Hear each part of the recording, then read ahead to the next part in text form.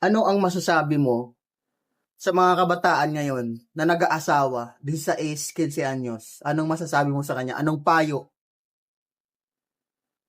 Ay naku, kung ako tatanungin mo, wag muna sila mag-asawa habang wala silang trabaho. Dahil hindi mo masasabi mabuntis yung asawa mo. May ipapakain ka ba? May ipapandamit ka ba? Ayun. Mag-aaral muna kung kayang mag-aral. Marami namang eskwela ang walang bayan. Mag-aral muna kahit matapos mo ng high school, okay lang. Pero kahit hindi high school, kahit high school lang hindi ka nakatapos, makakakuha ka ng trabaho, pero patay at tatawan mo sa trabaho. So, Sa trabaho makukuha mo, hindi magandang trabaho. mas mahalaga mag-aral muna. Mahalaga mag-aral muna. Kasi kung hindi ka nakapagtapos, mabigat ang trabaho makukuha mo. Oo, makakapagtrabaho ka. Pero mabigat. Mabigat na klaseng trabaho. Eh kung yung nag-aral na nga, minsan nahihirapan pang paghanap ng maganda-gandang trabaho habang hindi ka nakikilala nung magpapasukan mo. Mabuti kung may magpapasok sa'yo, kilala yung papasukan, okay lang. O, eh kung, halimbawa, kahit high school, di ka natapos, o, di anong gagawin mo? Pala mo, sa construction ka mapupunta, sigurado. O, yun lang. Kung kaya mo yung trabaho na yun.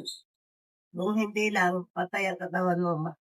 Bata ka pa, mukhang matanda ka na, Kakatrabaho. sa kakatrabaho. Dahil maaga kang nag-asawa. Oo, banat ang katawan mo. Yan lang. Ngayon, kahit nakakatapos ka, kahit na hindi katastasan, nakakatrabaho ka, hindi masyadong mabigat. Kasi nag-aral ka. Oo, nag-aaral ka kasi. Marunong kang konting ano sa opisina. O. Hindi, kahit hindi sa opisina, sa mga ano lang. Eh kapag hindi ka, wala kang alam-alam, kahit sa ano, at hindi ka nakatapos mag-aral.